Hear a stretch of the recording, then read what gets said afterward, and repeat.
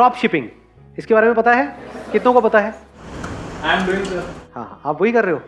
Basically मतलब मेरे को कुछ नहीं पता था इस फील्ड के बारे में, मैं अपनी जॉब कर रहा था। देन उसके बाद मेरे को ईबे में मैंने पहले किया था। देन उसके बाद फिर अभी मैंने ड्रॉप शिपिंग के बारे में पढ़ा लिखा, तो मैंने सब कुछ यूट्यूब से सीखा, किसी से कोई कोर्स परचेज नहीं करा, कुछ नहीं करा। फिर इसमें 2 तरीके के एडवर्टाइजमेंट होते हैं, एक गूगल, एक फेसबुक। मैसेंजर बड़ा सक्सेसफुल है मेरे ख्याल फेसबुक का, है ना? या तो मैंने मैसेंजर और गूगल दोनों को कर लिया। फिर उसके बाद मतलब मैंने खुद का स्टोर बनाया और मेरे को इतनी प्रॉब्लम हुई जिसकी कोई हद नहीं है। मतलब मैं 20 आवर्स डेली काम करता हूँ। देन मैंने मतलब मेरी एसईओ में जब मैंने स्टार्ट किया था तो 7th पोजीशन पे था, मैं 7th पेज पे था। जिस दिन मैं लास्ट सेशन में आया था तो तब मेरा फर्स्ट पेज पे 2nd रैंक पे आ गया था। अरे वाह, एसईओ के थ्रू? या बढ़िया बात।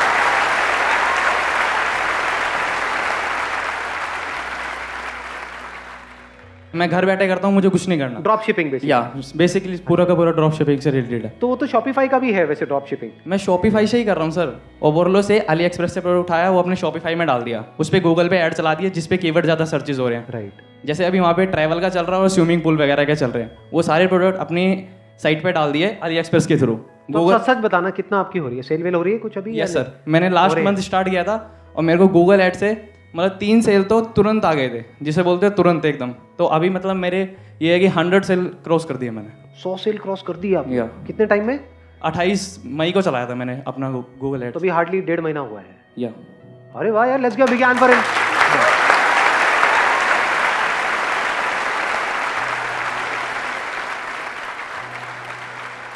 ड्रॉप शिपिंग में सब कुछ जो है वो लोग करते हैं। आपको ना प्रोडक्ट को स्टोर करना है, ना डिलीवर। और सबसे अच्छी बात, मैं इंडिया में नहीं कर रहा, ये यूएस में कर रहा हूँ। अच्छा, यूएस में कर रहे हो आप, यहीं बैठे बैठे? हाँ, जैसे मेरे साइट है तो उसमें मैंने प्रोडक्ट की जो रेंज रखी हुई है $20 से $30 के एक्सप्रोक्स रखी हुई है, और वहाँ पे तो लोग $20 तो अपनी पार्किंग में दे देते हैं, तो उनके लिए तो कुछ भी नहीं है, और मेरे लिए वहाँ पे मार्जिन है। Let's give big hand for him जी।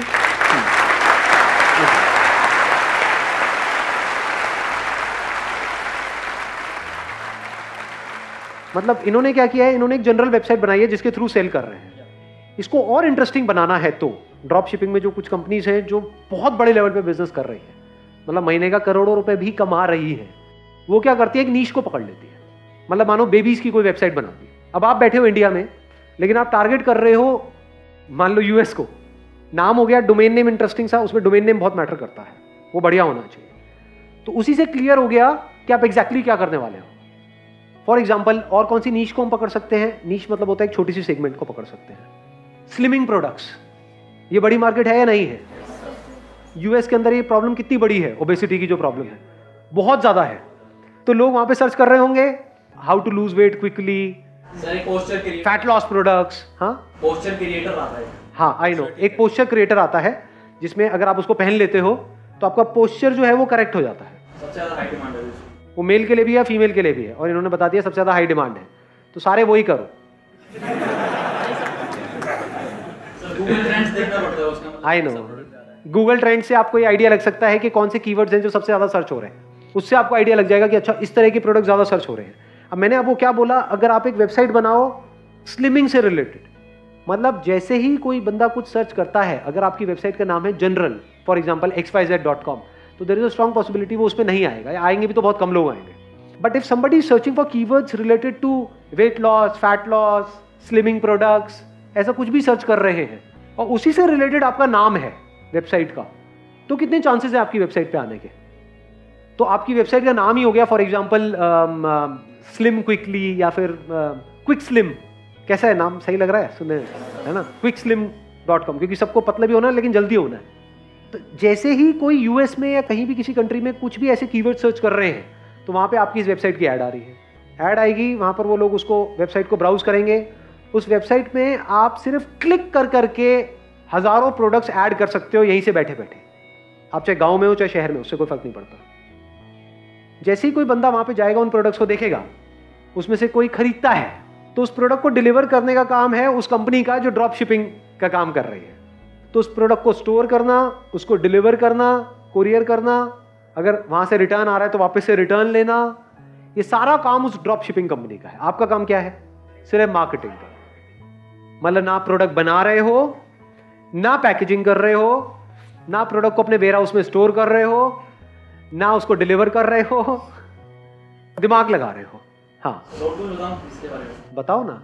जैसे रिटर्न रेट की आपने बात करी कि रिटर्न कोई कस्टमर दे रहा है तो आपको एक्सेप्ट ही नहीं करना है कि भाई तू रख ले। $2-3 का प्रोडक्ट है अली एक्सप्रेस पे, आपका क्या लॉस हो रहा है, कस्टमर तो बन रहा है। अरे गुड आइडिया यार, let's give big hand for him.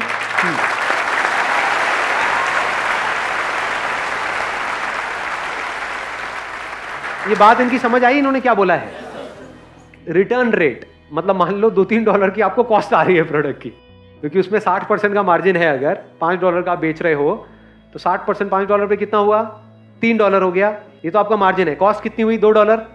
तो अगर $2 का प्रोडक्ट है, अगर उसको आपने एक्चुअल में उसने बंदे ने रिटर्न किया और आप रिटर्न उठाओगे तो उसकी शिपिंग कॉस्ट बहुत ज्यादा लग जाएगी सर। इसमें $2 से ज्यादा तो शिपिंग कॉस्ट लग जाएगी $5-10। हाँ जी, दो चीज़ें मैटर करती हैं। एक तो आपका प्रोडक्ट पेज का ट्रस्ट कैसा है, जो आपने वेबसाइट बनाई है उस पर आपका कैसे ट्रस्ट बैजेस लगे हुए नहीं लगे हुए हैं, आपके जो फेसबुक का ऐड है, इंस्टाग्राम का है, वो लगे नहीं लगे हैं, सब कुछ मतलब उसका लोगो वगैरह जो भी है, उसका जो टाइटल है, उसकी जो फोटोग्राफी है, और उसमें 30 डे मनी बैक गारंटी देनी पड़ती है। हाँ ठीक है, ये सारी चीज़ें होगी। और दूसरी बात आपकी ऑप्टिमाइजेशन की, आप ऐड कैसे चला रहे हो, कैसे उसको स्केलेबल कर रहे हो। बिल्कुल, इन्होंने दोनों बातें बिल्कुल बैंग ऑन बोली हैं। देखो, दो चीज़ों का खेल है इसमें सारा का सारा। एक है मार्केटिंग, मोस्ट इंपॉर्टेंट, क्योंकि मार्केटिंग अच्छी नहीं होगी तो लोग वहां तक आएंगे ही नहीं। आएंगे नहीं तो दिखेगा नहीं, दिखेगा नहीं तो बिकेगा नहीं। Number 1 marketing. Number 2 trust. कोई भी आपकी वेबसाइट को ट्रस्ट क्यों करेगा? अमेजॉन को वहां पे हो चाहे यहाँ पे हो चाहे किसी भी कंट्री में, सब ट्रस्ट करते हैं, इसीलिए वहां से परचेजिंग होती है। ऐसी कोई XYZ वेबसाइट है, उसको कोई ट्रस्ट कैसे करेगा? उसको डर नहीं लगेगा कि कहीं मैंने अपना क्रेडिट कार्ड डिटेल डाला, कोई गड़बड़ ना हो जाए, ये ना हो जाए, पता नहीं देंगे प्रोडक्ट नहीं देंगे। तो ट्रस्ट को आप कैसे बिल्डअप करते हो, सारा खेल उसका है। उसके लिए आप क्या कर सकते हो? फॉर एग्जाम्पल, आप स्लिमिंग से रिलेटेड प्रोडक्ट्स की एक वेबसाइट बना रहे हो। स्लिमिंग से रिलेटेड कितने प्रोडक्ट्स होंगे? बहुत, मतलब कितने? अरे लाखों हैं। दिमाग क्यों बंद करते हो? स्लिमिंग इंडस्ट्री छोटी इंडस्ट्री है क्या? तो उसमें से लाखों में से हजारों प्रोडक्ट आपने अपने ड्रॉप शिपिंग के थ्रू इसमें एक वेबसाइट बना ली है जिसमें हजारों प्रोडक्ट्स हैं। तो क्या इससे रिलेटेड स्लिमिंग, वेट लॉस, ये वो, इस तरह की जो मेडिकल एसोसिएशन होती हैं, कोई एसोसिएशन आप ज्वाइन नहीं कर सकते हो? बहुत सारी एसोसिएशन होती हैं। एक तो होती है जो टॉप की होती हैं, उसमें तो आपको एकदम से एंट्री नहीं मिलेगी। बट बहुत सारी ऐसी हैं जो इंटरनेशनल है, US की है, UK की है। उन एसोसिएशंस को आप कुछ नॉमिनल अमाउंट दे करके, मानो $50, $100, आपको सर्टिफिकेट मिल जाता है और आपने उन एसोसिएशंस को ज्वाइन कर लिया। तो आप क्या दिखा रहे हो? We are the member of this association. समझे मैंने क्या बोला है? Weight loss association of New York for example, ऐसी कोई एसोसिएशन है, उसके आप मेंबर बन गए और उसका वो सर्टिफिकेट और उसका पूरा डिटेल आपने वहां पे डाल दिया। तो ये क्या हो गया? एक तरह का मार्केटिंग हो गया। जैसे ये नहीं होता, बहुत सारी कंपनीज यूज करती हैं ISO 9001, ISO 14000। तो ट्रस्ट बिल्डअप करने के अलग अलग तरीके हैं। इस तरीके से ट्रस्ट बिल्डअप किया जाएगा कि that person should feel at home. यानी कलर थीम जो आप यूज करोगे वो वाली यूज करो जो US फ्लैग की कलर थीम है, ताकि वो आते ही सबकॉन्शियस लेवल पे उनको पता भी नहीं लगेगा, ट्रस्ट बिल्डअप हो जाएगा। वहां पे अगर आपने इंडियन फ्लैग्स की कलर यूज करे तो एकदम से ट्रस्ट बिल्डअप नहीं होगा, उनको लगेगा ये तो कहीं बाहर से कोई है। उनको क्या लगना चाहिए? US का ही कोई है। इसके अलावा आप क्या कर सकते हो ट्रस्ट बिल्डअप करने के लिए? आपको वर्चुअल ऑफिसेस मिल जाते हैं, वेयर हाउस मिल जाता है। हाँ, एक होता है वेयर हाउस, वो तो थोड़ा एक्सपेंसिव होगा। नॉर्मल प्राइस कितना होता है? $20 to $30 पर। तो आपको वेयर हाउस भी मिल जाता है $20-30 में, प्लस वर्चुअल ऑफिसेज मिल जाते हैं $20-30 में। वर्चुअल ऑफिस का मतलब क्या होता है? वहां पे कोई होगा नहीं, लेकिन न्यूयॉर्क में नाम के लिए आपका एक ऑफिस होगा। उस एड्रेस को बड़ा बड़ा करके आप अपनी वेबसाइट पे दे सकते हो। अब उनको थोड़ी पता है कि वर्चुअल ऑफिस है। और वहीं का एक टोल फ्री नंबर आपने ले लिया, जो मैंने बताया था, टोल फ्री फॉरवर्डिंग से, तो कॉन्टैक्ट नंबर भी दिख गया, उससे भी ट्रस्ट बिल्डअप हो गया कि भाई हम कभी भी फोन पे बात कर सकते हैं। थोड़ा जो US का एक्सेंट है वो थोड़ा सीख लो इधर उधर से। हाँ जी, व्हाई नॉट? अरे क्या कर लग रहा है पीछे से?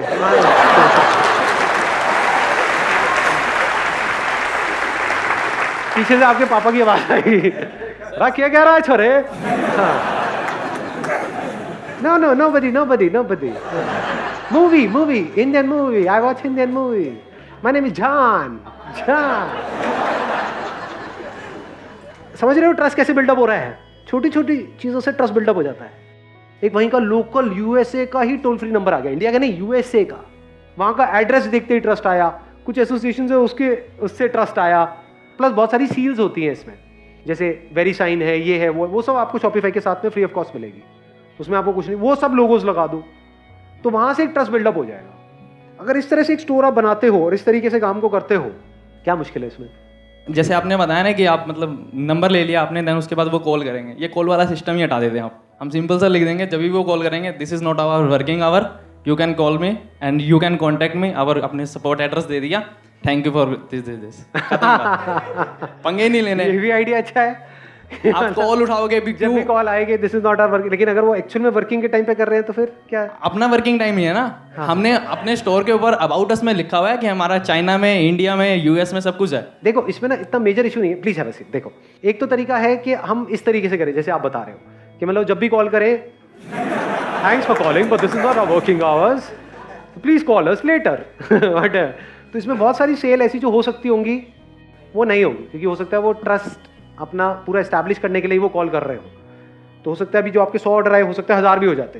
तो आप क्या कर सकते हो, देखो जितनी भी ये इंटरनेशनल कंपनीज भी है ना, यूएस की कंपनीज है, ये है वो, उनके सबके कॉल सेंटर्स तो ज़्यादातर इंडिया में ही है। आपके भी कोई ना कोई यार दोस्त होंगे जो कॉल सेंटर में काम कर रहे होंगे, वो मेल भी हो सकते हैं, फीमेल भी हो सकते हैं। जैसे ही काम थोड़ा सा चल जाए, अगर उनको भी अपने साथ में ले आओ तो, कि भाई तू वहाँ पे काम कर ही रहा है, मेरे यहाँ पे देख इतने की तो सेल हो ही रही है, इतना तो मैं कमा ही रहा हूँ, चल आ जा 10% तेरा। और वो अपने मोबाइल से ऑपरेट कर सकती है या कर सकता है, जो भी होंगे। मतलब उनको कोई ऑफिस की भी जरूरत नहीं है, आपको कोई ऑफिस लेने की जरूरत नहीं है इसमें, वो अपने घर से बैठे बैठे ऑपरेट करेंगे। काम क्या है, कन्वर्जन करना। जितनी कन्वर्जन होंगी उन पर उनको 10% उसको कमीशन मिलेगा। तो उसका दिमाग कैसे चलेगा कि यार मैं भी कैसे कमाऊं। उसको पहले अकाउंट खोल के दिखा दिया, देख भाई तेरे को टेंशन लेने की जरूरत नहीं है, इतना तो महीने का आ ही रहा है, तो 10% के हिसाब से तेरे को इतना तो मिल ही जाएगा। ऐसे करके ड्रॉप शिपिंग में इसमें इन्वेस्टमेंट कितनी लगी आपकी? GoDaddy से परचेज कर लो 1 साल के लिए, उसका 1000 के आसपास है। ठीक है। आपने डोमेन नेम ले लिया, देन उसके बाद Shopify का हो गया $29 का, दो तो ये हो गए, मतलब 3000 रुपये अप्रोक्स आपका ये हो गया। ठीक है। फिर आपको कुछ नहीं करना, आपको प्रोडक्ट ऐड करने हैं और अपनी एड्स चलानी है, और एड्स आप जितने की चलाओगे उतने कमाओगे। तो सिंपल सा मतलब मेरा रूल है, मैंने 20,000 की एड चलाई थी पर मंथ, मतलब डेली के हिसाब से मैंने ले लिए थे 700-800 रुपये, खत्म बात। राइट। क्या ये बहुत बड़ा अमाउंट है? और इसमें क्या हो रहा है, पार्ट टाइम में आपका एक बिजनेस शुरू हो रहा है। अब एडवर्टाइजिंग में आपके ऊपर है आप कितना लगाते हो। अगर एडवर्टाइजिंग को एज एन एक्सपेंस देखते हो तो आप बेवकूफ हो, एज एन इन्वेस्टमेंट देखते हो तो जितना लगा रहे हो, अगर आपको डिजिटल मार्केटिंग आती है तो जितना लगा रहे हो उससे ज्यादा कमा रहे हो। सीधा सा फंडा है। घर बैठे बैठे कहीं पर भी हो, आप रूरल एरिया में हो, अर्बन एरिया में हो, घर बैठे बैठे 2000 रुपये महीने में आपका काम शुरू हो गया है। बढ़िया है जी, कमाओ, लाखों करोड़ों कमाओ।